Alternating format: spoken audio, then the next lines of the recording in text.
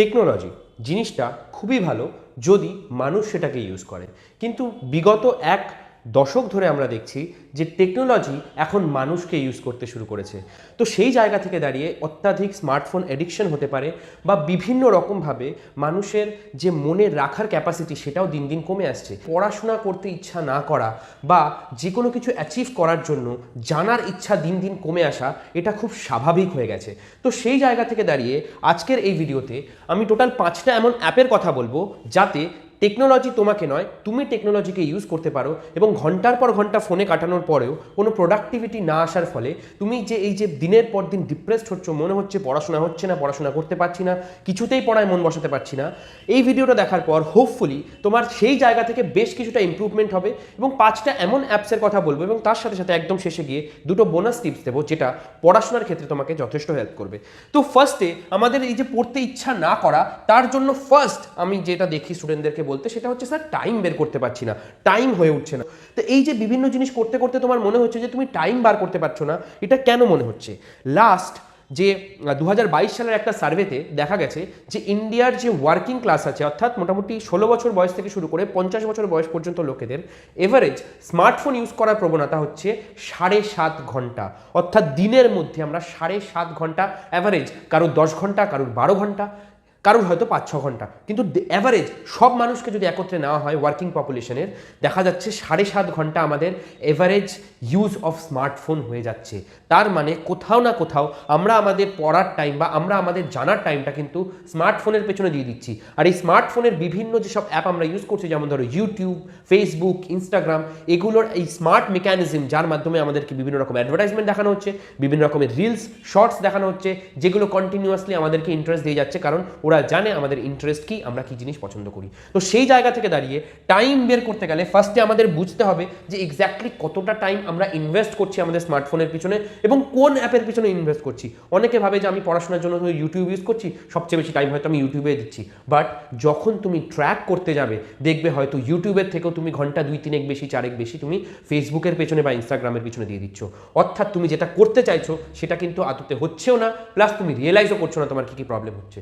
তো first of all যেটা বলে দিই, এই যে অ্যাপগুলোর কথা আমি বলবো সেটা এখানে কোনো স্পন্সার্ড ভিডিও নয়, তো কোনো রকম এই অ্যাপের থেকে স্পন্সরশিপের অফারও এখানে দেওয়া হয়নি। জাস্ট তোমাদের সুবিধার জন্য আমি যেই অ্যাপগুলো নিজে ইউজ করি সেই অ্যাপগুলোর কথাই তোমাদেরকে বলার চেষ্টা করবো, যাতে তোমরা অ্যাটলিস্ট বুঝতে পারো যে তোমার প্রবলেমটা কোন জায়গায় এবং সেই প্রবলেমের সাথে ডিল করতে যাতে ভালোভাবে পারো। তো ফার্স্ট চলে আসি হচ্ছে ফোন ট্র্যাকিং, অর্থাৎ ফোনটাকে ট্র্যাক করো যে আমি কতক্ষণ টাইম দিচ্ছি প্রত্যেকটা অ্যাপের পিছনে, হোয়াটসঅ্যাপের পিছনে কতক্ষণ টাইম দিচ্ছি, ইউটিউবের পিছনে কতক্ষণ টাইম দিচ্ছি। কীভাবে ট্র্যাক করবে? ট্র্যাক করার জন্য আলাদা করে খাতা পেন নিয়ে বসবে যে এই 7টার সময় আমি ফেসবুক করা শুরু করলাম, পসিবল নয়। অর্থাৎ যেভাবে ওই অ্যাপগুলো ইউটিউব, ফেসবুক, ইনস্টাগ্রাম তোমাকে ট্র্যাক করছে, তুমিও নিজে ট্র্যাক করো যে কতটা টাইম তুমি এই অ্যাপগুলোর পেছনে দিচ্ছ। এটা ট্র্যাক করার জন্য একটা খুব ভালো অ্যাপ যেটা আমি নিজে ইউজ করি, সেটা হচ্ছে ইয়োর আর। এই অ্যাপটা প্লে স্টোরে তোমরা পেয়ে যাবে। এই অ্যাপটা যখনই ইউজ করবে তোমাকে দেখিয়ে দেবে, তুমি ধরো সাপোজ 8 ঘন্টা মতন টাইম লিমিট সেট করে দিলে যে প্রত্যেক দিন আমি 8 ঘন্টা ফেসবুক ইউজ করবো বা 8 ঘন্টা ইউটিউব ইউজ করবো। এবার তুমি ধরো তার বেশিও ইউজ করছো, কিন্তু অ্যাটলিস্ট তুমি জানবে যে তুমি কতক্ষণ টাইম ইউজ করছো। তোমার মনে হচ্ছে হয়তো তুমি 8 ঘন্টা ইউজ করছো, বাট আদতে দেখা যাচ্ছে যে একদিন বা দুদিন পরে তুমি হয়তো প্রত্যেক দিন 4 ঘন্টা করে ফেসবুক ইউজ করেছো। তার মানে তোমার কোথাও না কোথাও একটা সাইকোলজিক্যালি হবে যে না, আমার ফেসবুক ইউজ করাটা বেশি হয়ে যাচ্ছে। প্লাস কন্টিনিউয়াসলি যখন তুমি ইউজ করতে থাকবে, তুমি 8 ঘন্টা টাইমার সেট করলে পরে 8 ঘন্টার পরেও কন্টিনিউয়াসলি সাইডে দেখাতে থাকবে যে সাপোজ তুমি 45 মিনিট টাইম ইউজ করছো বা 1 ঘন্টা বা 2 ঘন্টা ধরে অ্যাপটাকে ইউজ করছো। তার মানে তোমার মাথার মধ্যে ব্যাক অফ দ্য মাইন্ড চলতে থাকবে যে আমার কিন্তু অলরেডি 8 ঘন্টা টাইম ওয়েস্ট করার কথা, সেখানে আমি 1 ঘন্টা বা 1.5 ঘন্টা টাইম অলরেডি ওয়েস্ট করে ফেলেছি। তো এটার একটা অল্টারনেটিভ অ্যাপও আছে, দেখো স্ক্রিন টাইম ডিজিটাল ওয়েলবিং। আমি যেগুলো অ্যাপ ইউজ করেছি সেগুলো এখানে লিস্ট করেছি, তার সাথে সাথে অল্টারনেটিভ যেই অ্যাপগুলো আছে সেগুলো আমি দিয়ে দিয়েছি। নেক্সট হচ্ছে কাউন্টডাউন টাইমার। নর্মালি দেখবে আমাদের হয় এরকম যে পরীক্ষার তো এখন অনেক দিন বাকি, তো থাক একটু পরে পড়বো, একটু কদিন এনজয় করে নি, কদিন মজা করে নি, ভালো কথা, করো, এনজয় করো, মজা করো, বাট এক্স্যাক্টলি জানাটা দরকার যে তোমার পরীক্ষা হওয়ার জন্য কতদিন টাইম আছে। অর্থাৎ তুমি যখন পরীক্ষাটা দেবে সেই ডেটটা মেনশন করে এখানে একটা টাইমার রান করে দাও। এটা যদি তুমি সবসময় এই টাইমারটা দিয়ে রাখো, সাপোজ তোমার 3 মাস বাদে পরীক্ষা, ঠিক আছে, এবার তুমি জানো 3 মাস বাদে পরীক্ষা, তার মধ্যে এবার তোমার বিভিন্ন রকম এনজয়মেন্টের জন্য দিনের পর দিন নষ্ট হচ্ছে, হতে হতে হতে হতে হুট করে একদিন তুমি দেখলে যে তোমার আর মাত্র 1 মাস টাইম পড়ে আছে। তো তুমি আগে থেকেই জিনিসটা রাখো। এই কাউন্টডাউন টাইমার অ্যাপটা দিয়ে তুমি যদি অ্যাপটার মধ্যে টাইমারটা দিয়ে রাখতে পারো যে সাপোজ 17 তারিখে আমার এক্সাম, সাপোজ ধরো এপ্রিল মাসের 17 তারিখে আমার এক্সাম, তুমি এই টাইমারটা যখনই দিয়ে রাখবে, যখনই অ্যাপটা খুলবে এবং তুমি চাইলে এটা হোম স্ক্রিনেও সেট করে রাখতে পারো, তুমি সবসময় দেখতে পাবে যে আমার 90 দিন বাকি, 80 দিন বাকি, নাকি 75 দিন বাকি পরীক্ষা হতে।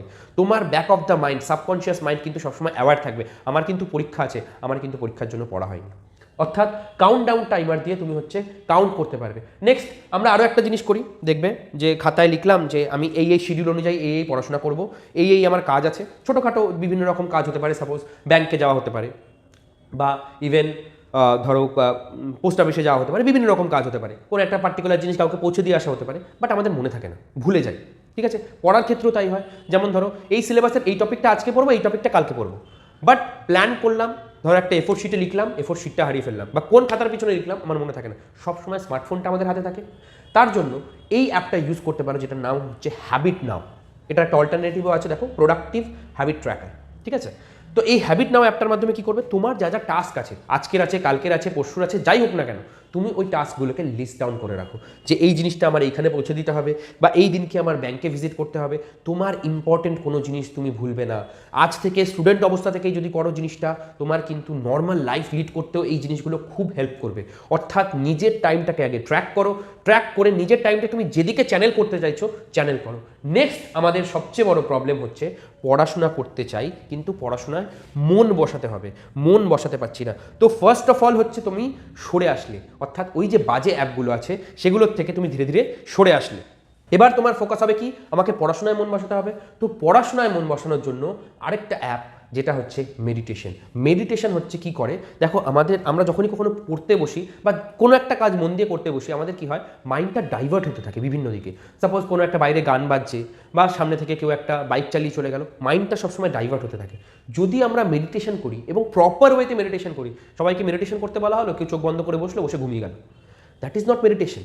তো প্রপার ওয়েতে মেডিটেশন করতে গেলে পরে এই টাইপের মেডিটেশন অ্যাপ, অবভিয়াসলি আমাদের দেশের জিনিস, কিন্তু এই US বেসড অ্যাপগুলো কিন্তু এরা প্রপারলি জিনিসটাকে সাজিয়ে গুছিয়ে আমাদের সামনে প্রেজেন্ট করছে, একদম এক্স্যাক্টলি বলছে যে ডিপ ব্রিদিং টেকনিকটা কি, কীভাবে আমরা ডিপ ব্রিদিংয়ের মাধ্যমে আমাদের মাথাটাকে শান্ত করতে পারি, কিভাবে এই যে বিভিন্ন রকমের চিন্তাভাবনা আমাদের মাথার মধ্যে আসছে একে একে ধীরে ধীরে পুরোটাকে ডিস্ট্র্যাক্ট করে আমরা একটা পার্টিকুলার জায়গায় জিনিসটাকে ফোকাসে নিয়ে আসতে পারি। একদম স্টেপ বাই স্টেপ এখানে মেডিটেশনের কথা বলা হয়েছে। প্রথমে তোমাকে বলবে না যে প্রথমে 1 ঘন্টা মেডিটেশন করো, প্রথমে বলবে 5 মিনিট করো, 10 মিনিট করো, 15 মিনিট করো, করতে করতে করতে করতে তোমার ওই ক্যাপাবিলিটিটা যখন আধা ঘন্টার কাছাকাছি চলে যাবে, তুমি দেখবে আধা ঘন্টা হয়তো তুমি মেডিটেশন করার জন্য ইউজ করছো, তোমার মনে হচ্ছে আধা ঘন্টা টাইম তোমার ওয়েস্ট হচ্ছে, বাট ওই আধা ঘন্টা টাইম দেওয়ার পর তুমি যে 1 ঘন্টায় পড়ছো, সেই 1 ঘন্টা পড়াশোনাটা তোমার হয়তো 3 ঘন্টা বা 3.5 ঘন্টার আগেকার পড়াশোনার সমান হচ্ছে। অর্থাৎ তোমার প্রোডাক্টিভিটি এটা বাড়িয়ে দেবে। মেডিটেশন তোমার প্রোডাক্টিভিটি অনেক বাড়িয়ে দেবে। আরও একটা টেকনিক আমাদের বলা হয় যে যখনই পড়তে বসবি মন দিয়ে পড়, 1 ঘন্টা 2 ঘন্টা 3 ঘন্টা যতক্ষণ পড়িস মন দিয়ে পড়। বাট আমাদের মাইন্ডটা 2 ঘন্টা বা 3 ঘন্টা টানা পড়ার জন্য খুব একটা কেপেবল নয়। তো সেই জায়গায় কি বলছে, এই টেকনিকটা পোমোডোরো, এটা হচ্ছে একটা জাপানের টেকনিক। ঠিক আছে, বিভিন্ন বিশ্বের সব জিনিসপত্র নিয়ে আমি একত্রিত করে এক জায়গায় নিয়ে এসেছি। তো এই যে পোমোডোরো টেকনিক কি বলছে, যখন তোমার মনে হচ্ছে যে তুমি পড়াশোনা করতে পারছো না, এই অ্যাপটা খুলে নাও। এখানে কি হবে, নর্মাল আমাদের ব্রেনের সাইকেল অনুযায়ী জিনিসটাকে ডিজাইন করা, বলে আমরা 15 মিনিট একটা যে কোনো হিউম্যান বিং 15 মিনিট একটা জিনিসের উপর ফোকাস করতে পারবে, 15 মিনিটের পর সে ফোকাস হারিয়ে ফেলবে। ঠিক আছে, আমরা কি করি, 15 মিনিটের পর আমরা ফোন নিয়ে বসে যাই। পোমোডোরো টেকনিক বলছে 15 মিনিটের পর নিজে থেকেই একটা 5 মিনিটের ব্রেক দাও, 5 মিনিটেরই ব্রেক, 5 মিনিটের বেশি নয়, 5 মিনিটেরই ব্রেক দেবে, তারপর আবার 15 মিনিটে ব্যাক করে আসবে। মানে তুমি 5 মিনিট কোনো একটা কাজ করতে করতে বা কোনো একটা ধরো ভিডিও দেখছো বা কিছু দেখছো, 5 মিনিট দেখার পর তোমার মনে হলো যে একটু দেখে নিই, সেটা করবে না। তুমি বলবে নিজের মাইন্ডকে বোঝাবে যে না, আমি একটু 15 মিনিট পড়ে নিই, তারপর আবার 5 মিনিটে যখন ব্রেক পাবো তখন আমি আবার দেখবো। অর্থাৎ তোমার মাইন্ডকে তুমি ধীরে ধীরে ট্রেনিং দিচ্ছ। সব কিছুর জন্য ট্রেনিংয়ের প্রয়োজন। ট্রেনিং ছাড়া উসেন বোল্টও 100 মিটার রেসে 200 মিটার রেসে ফার্স্ট হতে পারতো না। তো ট্রেনিংয়ের প্রয়োজন। মাইন্ডকে 15 মিনিটের জন্য ট্রেন করো, ধীরে ধীরে 15 দিন 1 মাস পরে গিয়ে এই 15 মিনিটটাকে 20 মিনিট করো, বেশি নয়, 20 মিনিট ফোকাস করবে, 5 মিনিট রেস্ট নেবে, 20 মিনিট ফোকাস করবে, 5 মিনিট রেস্ট নেবে। এরকম করে টোটাল 1 ঘন্টা যখন হবে, মানে 4টে ধরো 15 মিনিটের সাইকেল কমপ্লিট হলো, টোটাল 60 মিনিট, আর তুমি 3টে 5 মিনিট মানে আরও 15 মিনিট তুমি ব্রেক নিয়েছো। এবার এই 60 মিনিট কমপ্লিট হওয়ার পর তুমি একটা পুরো 15 মিনিটের ব্রেক নেবে। এবার এই জিনিসগুলো নিজে থেকে করার জায়গায় এই পোমোডোরো অ্যাপের মধ্যে নিজে থেকে দেওয়া আছে। তুমি 5 মিনিটের 15 মিনিটের টাইমারটা অন করলে, তুমি পড়াশোনা করলে 15 মিনিট, 5 মিনিটের ব্রেক টাইমার অন হয়ে গেল, 5 মিনিটের জন্য ব্রেক নিলে একটু ঘুরে ফিরে আসলে এদিক ওদিক, আবার 15 মিনিটের জন্য পড়লে, আবার 5 মিনিটের জন্য ব্রেক নিলে। এই স্ট্রাকচারে তুমি যদি পড়াশোনা করো সেক্ষেত্রে তোমার পড়াশোনা নিজে থেকেই দেখবে যে তোমার প্রোডাক্টিভিটি কতটা বেড়ে যায়। এই জাপানিজ টেকনিকটা কিন্তু খুব ইউজফুল, ইউজ না করলে বুঝতে পারবে না। আমি জানি যেই টিপসগুলো দিলাম বেশিরভাগ স্টুডেন্টই হয়তো একবার খুলেও দেখবে না কোনো অ্যাপই, কিন্তু যারা দেখবে তারা যেন প্রপারলি খুলে প্রপারলি জিনিসগুলোকে ইউজ করার চেষ্টা করো। আমরা অনেক কষ্ট করে অনেক রকমের অ্যাপ ফোনে ইনস্টল করি, গেম ইনস্টল করি, সেগুলোকে ইউজ করি। তার জায়গায় এইগুলো ইউজ করলে যদি তোমার কিছু হেল্প হয় লাইফে, তুমি যদি লাইফে কিছু অ্যাচিভ করতে পারো, নিশ্চয়ই সেটার জন্য আমার মনে হয় ফোকাস করাটা বেটার হবে। লাস্ট হচ্ছে একটা বোনাস টিপ দেবো বলেছিলাম। দেখো, যখনই আমরা পড়ি আমরা কি করি, একটা বই তুললাম, আমরা পড়তে থাকলাম। পড়বে না, যে কোনো কিছু পড়ার সময় ফার্স্ট জিনিস হচ্ছে সামারাইজ করবে। সামারাইজ করা মানে সাপোজ যে কোনো একটা টপিক 1 পেজ তুমি পড়লে, যে কোনো কিছু তুমি পড়ো না কেন, 1 পেজের জিনিসটাকে যদি সাপোজ 1 পেজে, আমি ধরো বলছি যে 1 পেজে 50টা লাইন আছে, একটা পেজের মধ্যে 50টা লাইন আছে, সব সময় চেষ্টা করবে ওটাকে 5 লাইনের মধ্যে সামারাইজ করতে। ঠিক আছে, 5 লাইনের মধ্যে জিনিসটাকে যদি সামারাইজ করে নিজের মতো করে নোট তৈরি করে নিতে পারো, ওই জিনিসটা তোমার মনে রাখার ক্যাপাবিলিটি অনেক বেড়ে যাবে। কারণ তুমি নিজে পড়ছো, নিজে বুঝে তার উপর নিজে নোট বানাচ্ছ। যে কোনো কিছুকে 1/10, 1/10, অর্থাৎ শুধুমাত্র হতে পারে শুধু ইম্পর্টেন্ট কিওয়ার্ডগুলো বেছে নিচ্ছ, ঠিক আছে, হতে পারে শুধুমাত্র হেডলাইনগুলো বেছে নিচ্ছ, বাট 50 লাইন লেখা থাকলে পরে সেটাকে তোমাকে 5 লাইনের মধ্যে সামারাইজ করে নিয়ে আসতে হবে।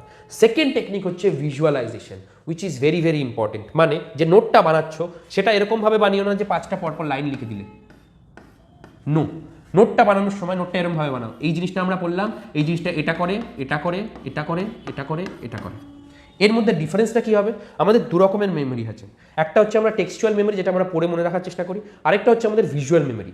ভিজুয়াল মেমোরির পাওয়ার টেক্সচুয়াল মেমোরির পাওয়ারের থেকে অনেক বেশি, যার কারণে আমরা যদি জিনিসটাকে এরকম ছবির মতো মনে রাখি, ওই ছবিটা পরীক্ষার হলে আমাদের চোখের সামনে ভেসে উঠবে।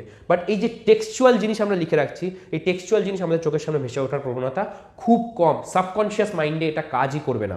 ঠিক আছে, যার কারণে এই দুটো টেকনিক যদি এক্সট্রা পড়ার ক্ষেত্রে আমরা ইউজ করি, সেক্ষেত্রে আমাদের অনেক অনেক বেটার প্রোডাক্টিভিটি হবে, অনেক বেশি আমরা পড়াশোনা করতে পারবো, অনেক প্রপারলি আমরা হয়তো যেটা অ্যাচিভ করতে চাও, কেউ গভর্নমেন্ট জব পেতে চাও, কেউ ভালো প্রাইভেট জব পেতে চাও, কেউ নিজের অ্যাকাডেমিক্সের জন্য পড়াশোনা করতে চাও, যেই কারণেই করো না কেন, তোমার পড়াশোনা এবং তোমার প্রোডাক্টিভিটি, তোমার কাজ করার প্রবণতা অনেক বেটার হবে এবং লাইফে তুমি কিছু অ্যাচিভ করতে পারবে।